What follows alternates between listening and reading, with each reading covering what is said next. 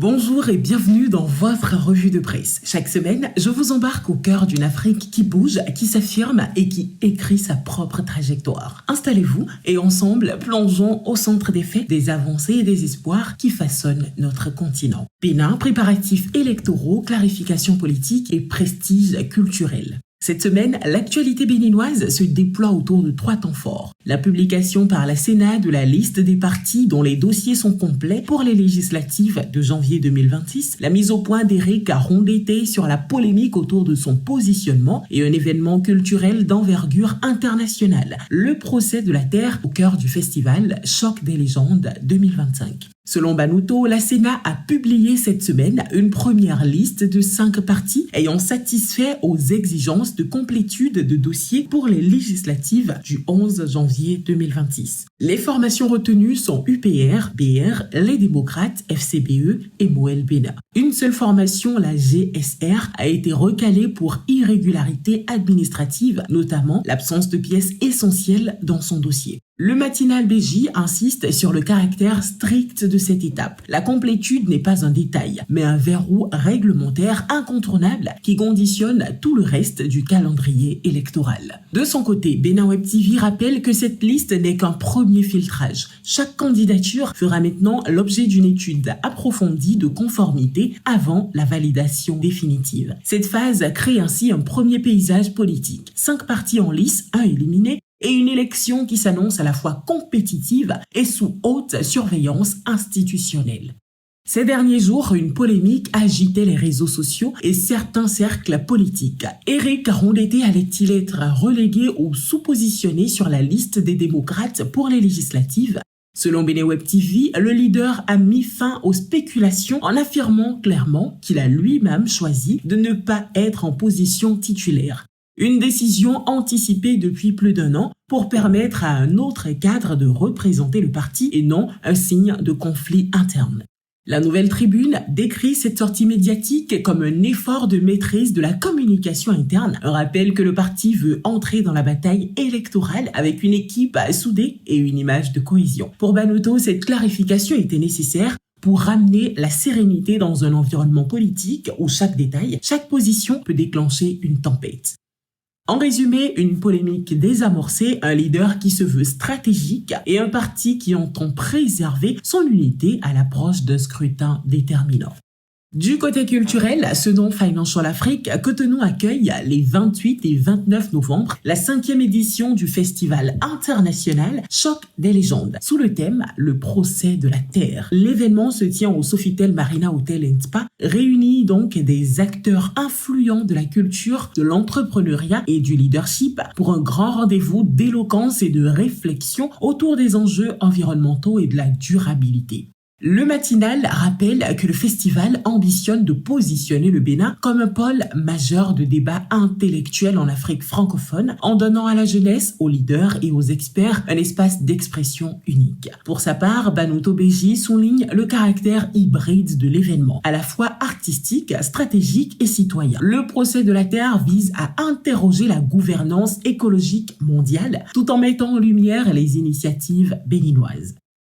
Côte d'Ivoire, guerre de succession autour de Gbagbo, tension dans la gauche et enjeu des législatives 2025. Cette semaine, l'actualité ivoirienne est dominée par 4 dynamiques majeures. La fracture au sein de la galaxie Gbagbo, les accusations de Charles Blé Goudé contre Nadi Bamba, le retrait du COJEP d'une coalition de l'opposition et les enjeux des législatives 2025.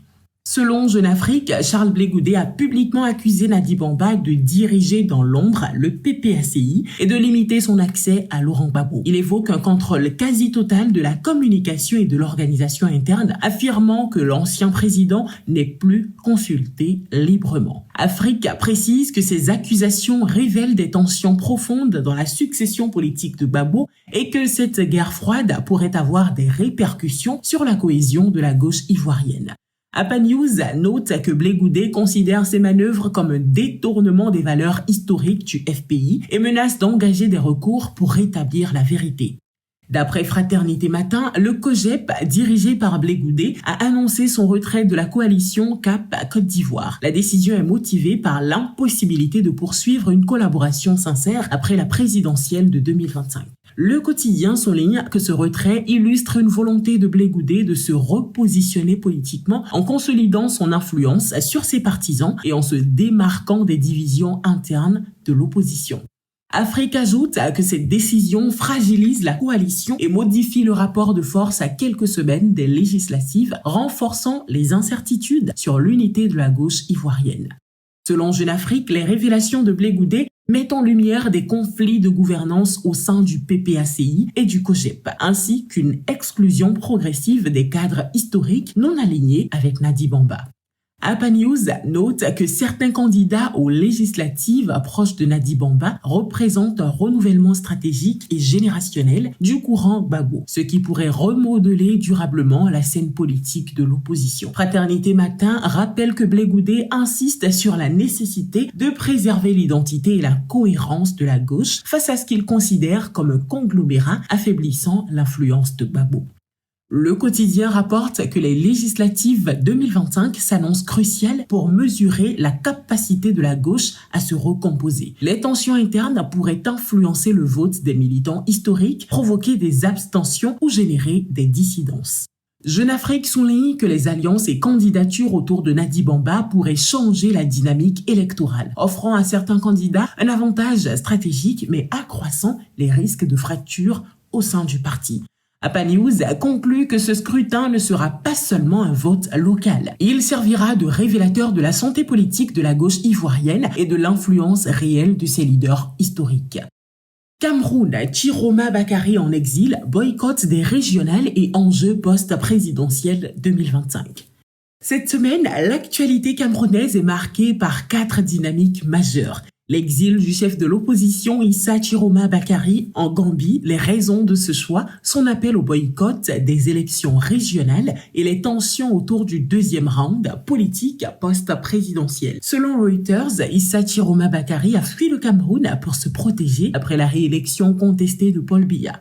Des menaces et la répression post-électorale ont rendu sa présence sur le territoire dangereuse, justifiant ce départ pour un pays tiers. APA News précise que la Gambie a accueilli l'opposant pour des raisons humanitaires, assurant qu'il ne s'agirait pas d'un refuge pour des activités subversives, mais d'une protection temporaire face aux risques immédiats pour sa sécurité. Cameroun 24 souligne que ce choix stratégique permet à Chiroma de continuer à s'exprimer et à mobiliser l'opinion depuis l'étranger, tout en échappant à l'arrestation ou à des poursuites judiciaires dans le cadre de la crise post-électorale. RFI rapporte que Chiroma insiste désormais sur le boycott des élections régionales, dénonçant les institutions organisatrices comme contestées et illégitimes. Cette décision vise à ne pas légitimer un processus électoral jugé inéquitable et à maintenir la pression sur le pouvoir central. TV5 Monde note que le boycott annoncé par le Front pour le Salut National du Cameroun pourrait fragiliser la représentativité des scrutins régionaux, notamment dans les zones favorables à l'opposition et exacerber les tensions institutionnelles. Jeune Afrique ajoute que cette stratégie de boycott illustre le refus de l'opposition de cautionner des institutions perçues comme biaisées tout en envoyant un signal politique fort tant à l'intérieur qu'à l'extérieur du pays. Journal du Cameroun rappelle que le deuxième round post-présidentiel à travers les régionales constitue un test pour la capacité de l'opposition à influencer la scène politique malgré son exil partiel et la répression. Les prochaines semaines seront cruciales pour mesurer l'impact réel de la stratégie de Chiroma Bakary sur le paysage politique national. Reuters conclut que l'exil en Gambie et le boycott des régionales ne sont pas de simples mouvements tactiques. Ils traduisent la fragilité des institutions camerounaises et soulignent l'urgence d'un dialogue politique inclusif pour éviter une nouvelle escalade de tensions dans le pays. Du côté du sport au Cameroun, Samuel Eto'o veut se maintenir à la tête de la FECAFOOT contre l'avis du ministre des Sports. Jeune Afrique révèle qu'alors que le président de la Fédération camerounaise de football, seul en lice, veut se faire réélire, le ministre des Sports a réclamé l'interdiction de l'assemblée élective qui doit se tenir le 29 novembre. Narcisse Mouele Kambi reproche à Samuel Eto'o l'exclusion ciblée et arbitraire de potentiels candidats. La guerre des clans est rouverte au sommet du football camerounais. Au Sénégal, la diaspora PASTEF prend parti pour Sonko. Tension au sommet et interrogation sur 2029. Cette semaine, l'actualité sénégalaise est dominée par deux dynamiques majeures. La prise de position de section de la diaspora PASTEF en faveur d'Ousmane Sonko face aux manœuvres attribuées au président Bassirou Diomaye Faye et la question brûlante de l'éligibilité de Sonko pour la présidentielle de 2029.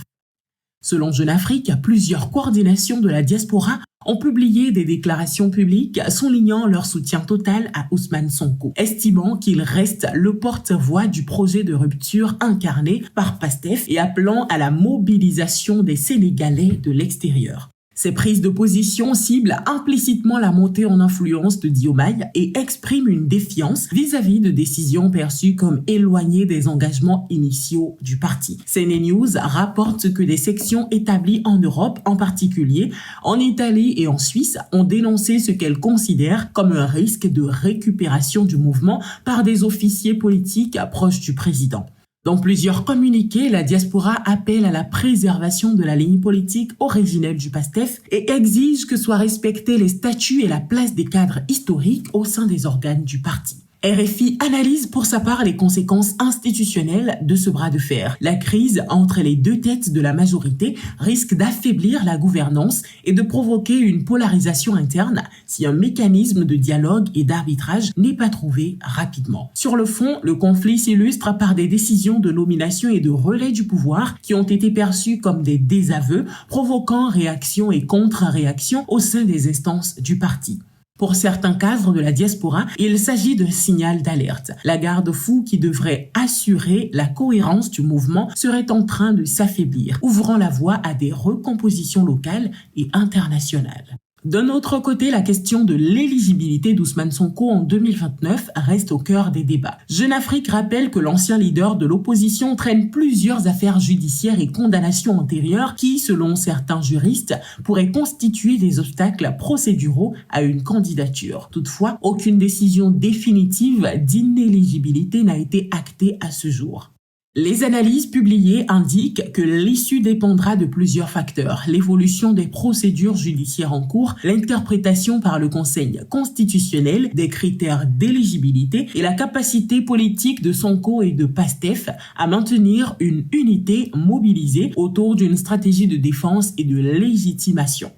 CNews note que la mobilisation de la base, y compris de la diaspora, pourrait peser lourd dans l'équation politique s'il s'agit de contester des décisions perçues comme partisans. RFI souligne également l'effet d'entraînement. Au-delà de l'affaire personnelle, une éventuelle exclusion de Sonko à l'entrée de la course électorale pourrait radicaliser les positions et polariser davantage la scène politique sénégalaise pendant la période après 2029 particulièrement tendue. Afrique de l'Ouest, l'AES regrette l'arrêt des discussions avec la CEDEAO. À Ouagadougou, les ministres des Affaires étrangères du Burkina Faso, du Mali et du Niger se sont réunis en conclave pour préparer le deuxième sommet des chefs d'État de l'Alliance des États du Sahel, prévu les 22 et 23 décembre à Bamako. Et au cœur des échanges, un regret profond, un regret assumé, un regret répété, celui de voir les discussions avec la CEDEAO brutalement interrompues.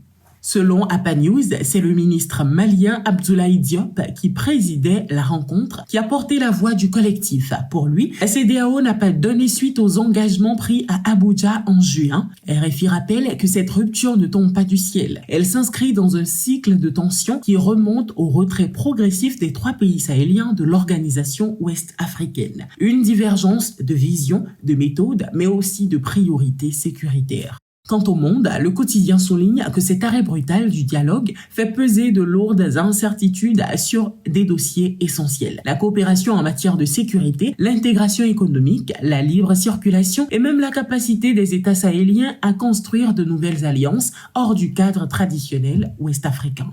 Dans ce contexte, les ministres de l'AES travaillent désormais à consolider leur propre architecture régionale avec des tests et orientations qui seront présentés lors du sommet de Bamako. Un sommet qui pourrait faire basculer l'équilibre politique de toute l'Afrique de l'Ouest. C'est tout pour cette revue de presse qui nous a conduit au cœur de l'actualité africaine. Merci de l'avoir suivi et à très vite pour un nouveau tour de l'actualité en Afrique.